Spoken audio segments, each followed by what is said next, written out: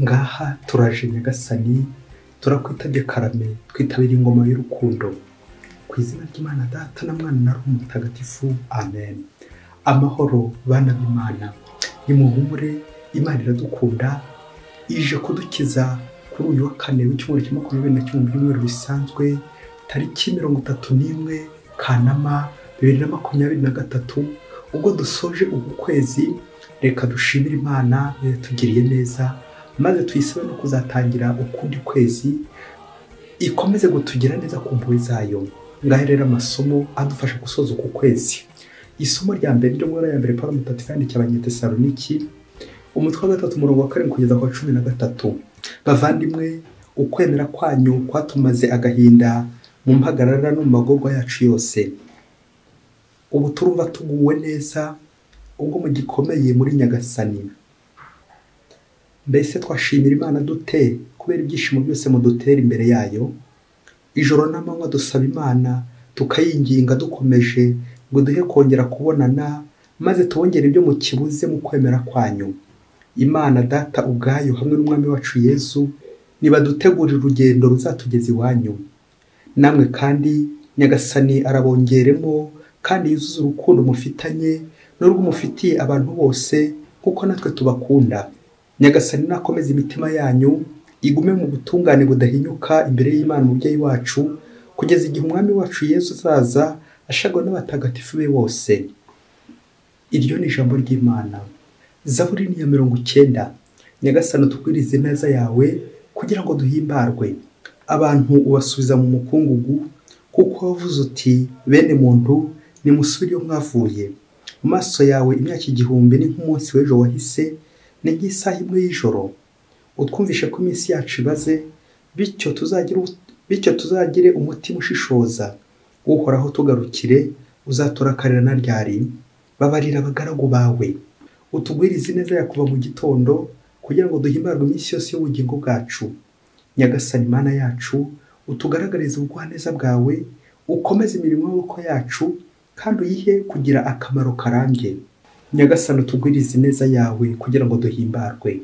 Nyagasani Yesu ntabane namwe. Amagambo mwifashe ntagatifu uko yanditswe na Matayo, umutwe wa 24 umurongo 42 kugeza ku 51. Muri icyo gihe Yesu yabwiraga abigishwa be ibyihindukira rye agira ati, nuko rero murabe maso, kuko mutazi umunsi Umwami wanyu azaziraho. Murabizi, iyo abanyerurugo yamenyaga igihe cy'ijoro umujura azaziraho, yabaye maso maze ntareke bamupfumuririza. Namwe rero ni mube maso, kuko Umwana w'umuntu azaza igihe mudakeka.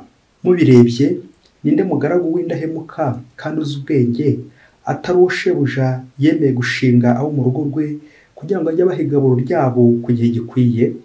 Hahirwa umugaragu shebuja azagaruka agasanga agenza atyo. Ndababwira ukuri, azamushinga ibyo atunze byose.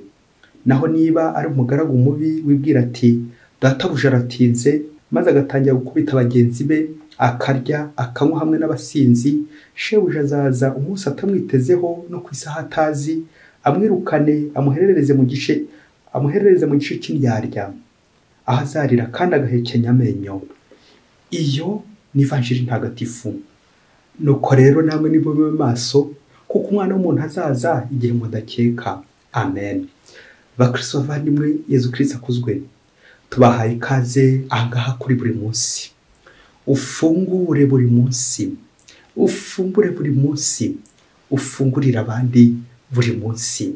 Umunsi umwe hirya kure cyane muri Afurika, ngo umwana ngo yajyanye na se bagiye gutabara, bagiye gushyingura. Nuko ngo bavuye gushyingura, ngo umwana bazasati, ariko papa, ko numvise bari abantu muri uriya muco wabo bavuza inzogera ku muntu witabye Imana. None se uriya muntu ziriya nzogera ari kuzumva? Bari kuzivuza kugira ngo bamukangure barebe ko yakongera kuba muzima. Papa mbwira impamvu bari kuvuza ziriya nzogera. Nuko ngo se aramubwira ati, mu muco bari abantu ngo bavuza inzogera batari kuzivugira uriya wapfuye, ahubwo bavuza inzogera bari kwibutsa abamuherekeje, abaje kumushyingura, ko nabo bari hafi, ko nabo urupfu rwegereje. Inzogera ntabwo bazivugira uwapfuye kuko atari no kubyumva, ahubwo bazivugira abamuherekeje, kugira ngo bababurire nabo bitegure, kandi nitwe twari tumuherekeje. Ubwo rero izo nzogera ni twebwe zavugiraga mwana. Nuko wa mwana amaze kumva ibyo bisamubwiye arababara. Bakristo bavandimwe, Yezu Kristo akuzwe. Wafora icyari cyobabaje uyu mwana nyuma yo kumva umumaro wa ziriya nzogera zavugiraga ku itabaro. Aha nta kindi mu babyeyi mwe, nuko abantu benshi iyo bagiye kuvuga ku rupfu, na n'ubu nanjye nibeshye nkavuga ku rupfu, kavuga ko tuzapfa. Ndabizi hari bamwe bandakarira, ariko kuvugisha ukuri ntibyica umutumirano. Rero kuba twavuga ku rupfu tubese ko tuzapfa, hari udafite kopi y'urubanza y'uko azapfa? Twese turabizi, ahubwo icyo dusigaje kumenya ni ukumenya ngo tuzapfa dute. Naho umunsi tuzapfiraho wo ntabwo tuwuzi, igisigaye ahubwo ni ukuba maso. Nguko rero uko Nyagasani atwibutsa ko tugomba kuba maso. Nyagasani avuze inzogera igihe mugenzi wacu amwitabye, kugira ngo njyewe usigaye, njyewe wagiye gushyingura, njyewe uherekeje mugenzi wanjye witahiye, menye ko nanjye igihe cyanjye cyegereje kunyibutsa. Aho kandi umukristo umuvandimwe, iyo nzogera izi kwibutsa, iyo nzogera rero izi kwibutsa ko igihe cyawe cyegereje, ni Nyagasani koko ubwo utumye ati bamaso. Amasomo y'ibintu byacu duteguriye koko aradufasha kuba maso. Tube maso koko kuko Nyagasani ari hafi kuza. La vigilance, kuba maso ni ugukomera kugera ryari, kugera ku ndunduro, ugakomera ku budahemuka, ugakomera ku butungane, ugakomeza ukora icyiza kugeza ryari, kugeza ku ndunduro. Nguko kuba maso. Rero mu buzima busanzwe Nyagasani ntayobe ko turi abanyabyaha n'abanyantege nke, ndayobe ko turi intangare, ndayobe ko akenshi twisinzirira. Niyo mpamvu akubita inzogera kugira ngo tugere dute, dukanguke, tube maso, dutegereze kugeza ryari, kugeza ku ndunduro. Dutegereze inzogera finale, ifirimbi isifure ya nyuma, igihe izavugira koko nanjye koko nzabasha kuyumva. Hari igihe tujya gushyingura tukibwira ko umuntu twagiye gushyingura ari we twasengeraga, twamuvugiye amasengesho, twamusaba imisa, ariko tukaza kwibagirwa ko ubwo buyoboke bwose, iyo misa twatuye, amasengesho yose ntabwo ari uriya gusa byabwiraga, kuko we wasaga atakiri no kubyumva. Ahubwo ni twebwe, ni wowe nanjye dusigaye. Ariko dusigaye dukora iki? Dusigaye tuburiwe, kuko igihe kizagera koko natwe Nyagasani agatubwira ati zageze, isaha zageze. Kandi Nyagasani ntabwo uburyo koko agenda twibutsa. Ngize uzanzogera wa mwana koko atari kumva igisobanuro cyazo, ngiye uzanzogera zidutera natwe kurira, kuko tuba tuzi ko isaha yacu iri hafi. Isaha yacu iri hafi, mwabyeyi mwe. Nguko kuba maso. Nyagasani adutegura uburyo bwinshi koko. Avuze inzogera mbere na mbere ni mu ijambo rye, ngiri tugiye kumva koko, ngiri tumaze kumva. Ijambo ry'Imana ridukebura, ijambo ry'Imana rituma ashobora kureka ingeso runaka, ijambo ry'Imana rishobora gutuma ko hungabanya ku bintu bibi koko nakoraga, maze ko nkagenda ngenza buhoro mpaka ngeze kuri finale. Yanzogera finale ikazavuga, nanjye ko nkazabasha kuyumva. Hari ukuntu dutumva ijambo ry'Imana kubera iki? Ni ngombwa ko nyine ntumva izo nzogera nkajya ngo ni mugenzi wanjye witahiye ziri kuvugiriza, nyamara wasanga ari jyewe. Kuki ntumva inzogera z'Imana? Izo nzogera rero nta kindi n'iryo jambo ry'Imana. Uyu munsi dufite amahirwe y'ijambo ry'Imana. Pawulo mutagatifu ari kubwira Abanyatesalonike gukomera kugera ku ndunduro, kuba maso. Yarangije ko kwabwira ko bidahagije ari ugutegereza Yezu Kristo kugeza kuri finale. Ubundi ko niko kuba maso. Naho ubundi nshobora kujya mu misa ngahura na Yezu, none nejo ngahura nawe, ariko se ejo nejo bundi nzakomeza koko. Uko gukomeza rero guhura na Yezu kugeza kuri finale, uko niko kuba maso. Ijambo ry'Imana koko rirankangura nanjye kugira nte kuba maso, kugira ngo uko ntegereze Yezu kugeza igihe Yezu azazira. Pawulo mutagatifu yagize ati, Nyagasani nakomeza imitima yanyu gume mu butungane budahinyuka imbere y'Imana umubyeyi wacu, kugeza igihe umwami wacu Yezu azaza, ashagawe n'abatagatifu bose. Amen. Azaza ryari? Ku munsi w'imperuka. Aya masomo rero aratwerekeza ku munsi w'imperuka, l'eschatologie, ibihe bya nyuma, l'étude de fin dernière. Kugeza ryari? Kugeza igihe Yezu Kristo azagera ate? Azazira. Yezu Kristo azaze koko asange ineza y'Imana ikitugwiriye, nk'uko umuririmbyi yazaburi koko ari kubisaba agira ati, Nyagasani tugwirize ineza yawe kugira ngo duhimbarwe. Amen. Icyampa ngo nanjye koko mpimbarwe, ineza Nyagasani koko ngumemo, maze ko nshobora kumutegereza nzamwakire neza. bityo koko mpare ndi maso. Ivanjiri uyu munsi koko iratwerekeza none kuri ibyo bihe bya nyuma byo kuba maso. Bakoresha ibigereranyo byo gusinzira, bityo koko gusinzira ku buzima bw'umukristo bishushanya kujya mu cyaha, bishushanya gukora icyaha, bishushanya kujya mu kibi. Iyo rero uri mu kibi bigenda bite? Ubusinziriye uba wenda gupfa. Nuko rero Nyagasani aradusaba nyine kuba maso kugira ngo ukore neza. Kuba maso ni ugukomera ku budahemuka, kuba maso ni ugukomera gukora icyiza, kuba maso ni ugukomeza ugakomeza gukora icyiza ubutadohoka kugeza igihe Yezu azazira. Ese igihe Yezu azazira urakizi? Buri munsi Yezu araza, buri munsi Yezu arakomanga, buri munsi Yezu avuza indogera, ariko ngo ya matwi arimo urupfu ngo ntiyumva. Hari igihe ntayumva nanjye, hari igihe nzogera Yezu Kristo ntayumva. Impamvu ntayumva nta yindi ni ibyaha byinshi. Burya iyo umuntu afite ibyaha byinshi ntabwo ashobora kumva, kuko ibyaha bigira urusaku rukabije cyane. Iyo hari urusaku ntabwo ushobora kumva ijwi rya Yezu riguhamagara nyine. Urusaku rw'ibyaha mwa babyeyi mwe, iyo ufite ibyaha byinshi umva ntushobora kumva ijwi ry'Imana. Niyo mpamvu ijambo ry'Imana ribereho buri munsi kugira ngo ryongere rigire ingeso mbi zitura iwanjye, rigire icyaha rikura iwanjye, kugira ngo buhoro buhoro ngende numva nzogera bizarangira kuko noneho yumvise.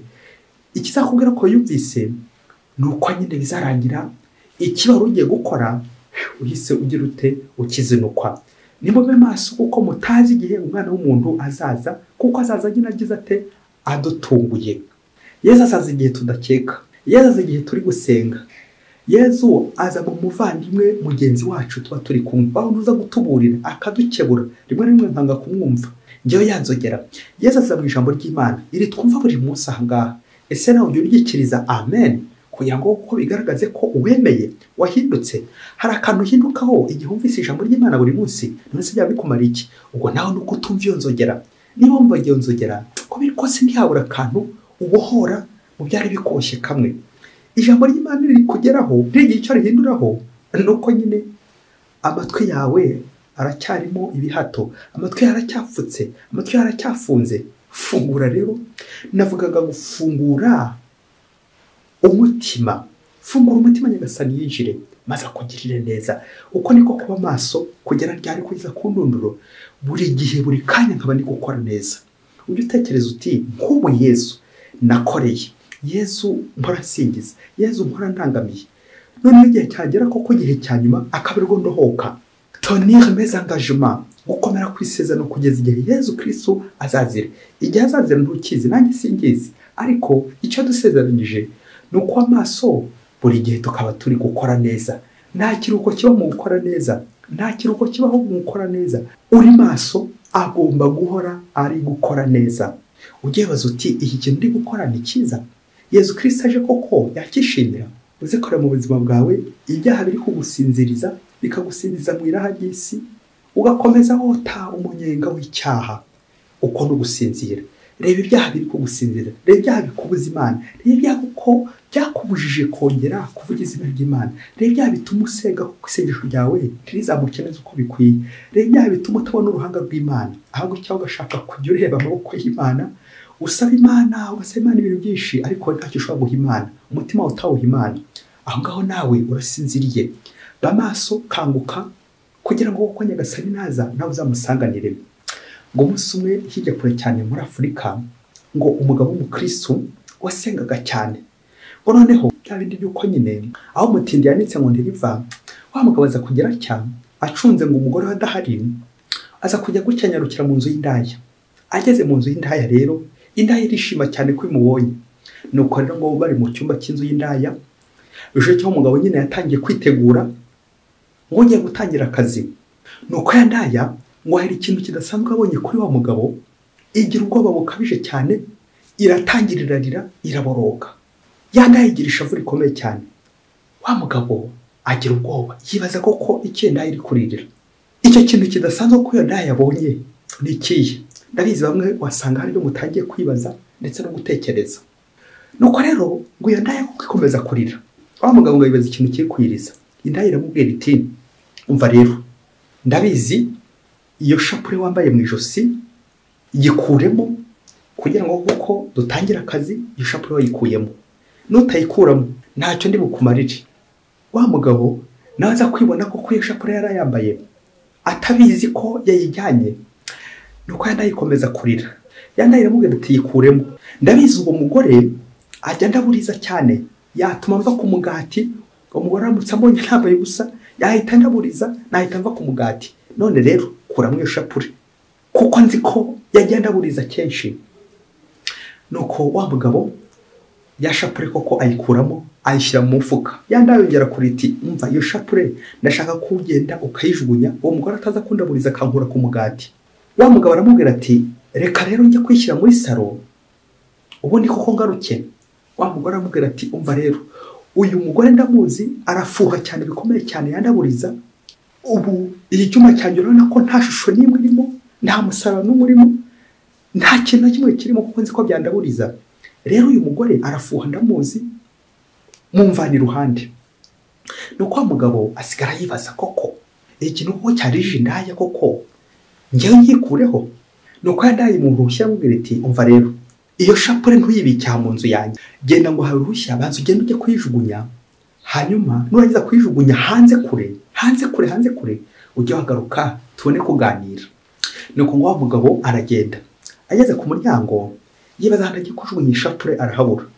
Nibwo kuko afashe icyemezo aravuga ati aho kugira ngo njugunye ishapure maze igihe kirekire nambaye, reka ngende nsubire mu rugo mbanze nyishyire mu rugo ubundi njye nagaruka nganire n'ino ndaya. Nuko wa mugabo ngo aragenda agera mu rugo.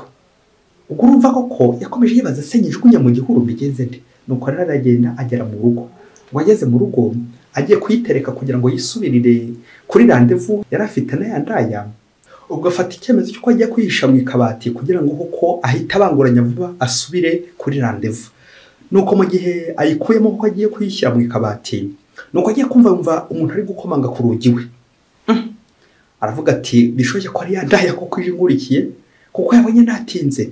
Nuko agira amatsiko yo kumenya umuntu ukomanze. Nuko rero ya shapure mu gihe akifite mu ntoki n'ubundi ariko kwibaza koko umuntu uje kumukomangira. Nuko umugabo agiye kureba asanga ari wa mugore we uhageze. Neza umugabo yumva neza baramuraburije n'ubundi, yumva neza ishapure ishobora kuba imuraburije, yibaza ko kuburyo agiye gusubirayo arabura. Ariko mu gihe ari gupanga uburyo agiye gusubira ahandi kuri randevu, nuko agiye kubona umugore afunguye ibaruwa. Iyo baruwa rero ngo kaba cyari igisubizo yarazanye umugabo we, aho yari agiye kumusabira akazi nyuma y'imyaka 10 yose umugabo ari mu bushomeri. None ko umugore amusabiye akazi karabonetse. Yo rero yaraye akazi. Umugabo amaze gusoma yabaruwa koko y'akazi, ngaho natekereza uburyo ko agiye kwishima. Wa mugabo aratangira ararira bikomeye cyane, ararira araboroga. Umugore yumva biramutunguye kuko umugabo wanjye muzanye ibaruwa imugisha akazi, ko naringize ngo tujye guseka tujye guserebura tujye kwishima, none akaba ari kurira. Umugabo akomeza kurira, yasoma ibaruwa agakomeza kurira. Naho ubundi icyamurizaga nuko nyine wa mugore yamaze kumuraburiza nyine, wa mugore yandaye muhanurire yamaze kumuraburiza, ya shapure imaze kumuraburiza. Ubwo mu gihe yandaye nayo itegereje uguhindukira kwa wa mugabo wagiye kujugunya ya shapure kugira ngo wa mugore ataza kumuraburiza, wa mugabo nawe koko ategereje kugaruka. Umugore ahise amuraburiza. Umugore aramuraburije, wa mugabo koko ari mu gahinda ari kwibaza ukuntu koko ya shapure yaragiye kwikuramo. None koko kuba yikomeje bitumye koko ibaruwa koko y'akazi nayo izimusanga gifite ya shapure. Uko wa mugabo ikomeje kurira yibaza ukuntu iyo shapure yagiye kwikuramo, mu gihe byari guhura n'igisubizo cyiza abonye cy'akazi. Guhera uwo munsi wa mugabo yarandevu ntiyongeye kwisubiraho, akomeza zirikana kuri rya jambo rya yandaya. Atuye umugore arandaburiza, arambuza umugati. Mu gihe yandaya baraburije ibuza umugati, wa mugabo we abonye umugati. Kubera iki? Yakomeje kujya kureba ahantu agiye guhisha shapure, ahantu agiye kujugunya shapure, kugeza na n'ubu ntarayijugunya, aracyayifite. N'akazi ke karakomeje kubera Imana. Bakristo bavandimwe, Yezu Kristo akuzwe. Nguko gutegereza Nyagasani, nguko kuba maso kugeza igihe Nyagasani aragira ate azahindukirira. Nyagasani afite igihe azaza iwawe. Buri wese agira umunsi Nyagasani amusuriraho. Nyagasani ashobora no kugusanga mu nzu y'indaya akakurembuza ati vayo, agakoresha shapure. Ngo wa mugore ushobora gukuraburiza ishapure yakuraburiza nk'ababyeyi mwe uyu mugabo agakomeza kurira kubona ko indaya iza agaciro ka Bikira Mariya ngiye koko nkaba ndakazi nguko abantu benshi dutunze ubukungu tumeze nk'abandi bambaye ikireze batazi ko kera nguko dufite ishapure dufite umubyeyi Bikira Mariya ya shapure koko iri mu bubasha ituma koko tutoka ku kibi idufasha ko gukomera ku Mana idufasha gukomera ku masezerano yacu none se umunsi warikuye bizakubaho yandaye koko izabona umugati wayo ariko wowe koko ubure nguko system ipanze igihe cyose akuyemo ishapure indaya ibona umugati ariko wowe mu Kristo wawe ni koko ubwo inshuti ya Yesu da ukabura ubuze ariko igihe cyose uzayifata mu ntoki igihe cyose uzaba uri kuyivuga igihe cyose uzaba koko uri kuvuga rozari uri kumwe na Bikira Mariya wa mugati uzawubona niba uzagira gutyo ukabona ibisubizo biraje akazi karabonetse zanjye so koko ukazicikaho gutyo kubera iki ukazicikaho gutyo kubera iki Bikira Mariya babyeyi mwe umuntu utazishapure n'indaya ko kwizi ko cyabasha kwiraburiza uriya mugore yakuraburiza kagahava uyu munsi nawe ukomeze kukureba ibintu byose uri kwishoramo ese uracyavuga ishapure uracyakomeye ko Bikira Mariya bamwe bati habe no kumva bavuga uwo mubyeyi habe no kumva icyo bita ishapure umukristo utazi ishapure Papa Francisco nawe yavuze ati umukristo udafite Bikira Mariya nk'umubyeyi ni nk'imfubyi bakristo bavandimwe abantu benshi turi imfubyi ushaka uri padiri uri imfubyi wihaye Imana uri imfubyi ushinze urugo uri imfubyi kuri Bikira Mariya kuko ingeso mbi zose Bikira Mariya arazitsinda iyo ufite ishapure mu ntoki Bikira Mariya aratsinda nguko tugomba gukora ku masezerano yacu nta kindi twakwitwaza iyo nzogera ishapure wa mubyeyi iyo nzogera rwose igikuranga Bikira Mariya nakubwira ati iyambaze Bikira Mariya uramutse Bikira Mariya ubundi ibintu byose biraza guhita bitungana igihe cyose wasuje Bikira Mariya umva ibintu biratungana ugenda neza koko n'imbaraga ntiwari ufite ntumenya ahantu ukuntu Yesu yagiye gukomeza ukuntu Bikira Mariya yagiye gukomeza naho wowe ntukishingikirize imbaraga zawe kuko ntazo ufite turi abanyabyaha n'abanyantege nta niyo mpamvu tugira inzogera zigenda zitwibutsa Nyagasani akora ku buryo akubita akantu kakwibutsa inzogera ngishapure ijambo ry'Imana ngiryo isengesho utagomba kudohokaho igihe cyose akomeje usenga kabone ubwo uri kugeragezwa kabone ubwo koko icyaha cyaba kiri kureba n'umuryango wawe ujya kugera gutyo ukabona kirarangiye ukabona umugore wawe araje kuzana ibisubizo ukabona umugabo wawe araje kuzana ibisubizo kandi wowe wari ugiye kudohoka kandi wowe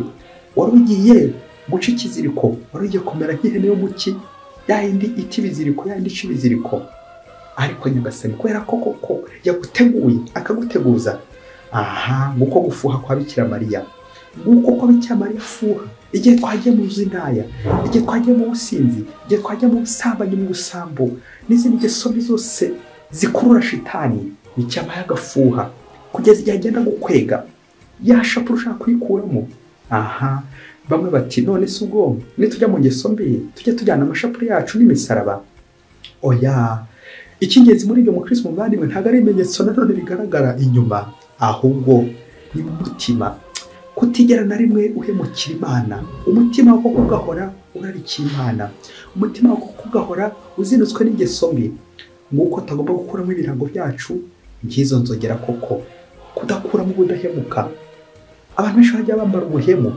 bakibagirwa ubudahemuka buri munsi ubudahemuka kugeza ryari kugeza ku ndunduro kugeza upfuye mubyeyi mu Kristo yaba ruzi ububasha bw'ishapure ntabwo agombye kongera kusiba kubivuga ishapure ziri ku rugo ikazirika indaya ikazirika abasinzi ikazirika abantu bose baje gushuka kugira ngo yigumanire Bikira Mariya yaba ruzi agaciro cy'ishapure yaba ruzi ububasha bwo muri rozari nta munsi n'umwe agombye kutayivuga abantu benshi twagiye tudohoka imyamagaro myinshi iri gusenyuka kubera iki ubuhemu buturuka guki amasezerano y'ishinge twagiye tuyadohoraho twagiye tudohoka uri no kugira ngo ishoboze ibi bintu uko biba bikomeye uri no kugira ngo ishoboze umuhamagaro uko bikomeye ariko nakubwiza ukuri nukomeza Bikira Mariya ukamukomeraho azagukomeza akomeza gusigasire kugeza ryari kugeza igihe Yesu nyine azazira ngiye yanzogera izagufasha kuba maso buri munsi. Kira Mariya nyina wa Jambo, udusabire buri munsi. Mwese Imana ibahe umugisha. Imana Data n'Umwana na Roho Mutagatifu. Amen. Padiri Masumbuko Ladislas wa Diyosezi ya Cyangugu.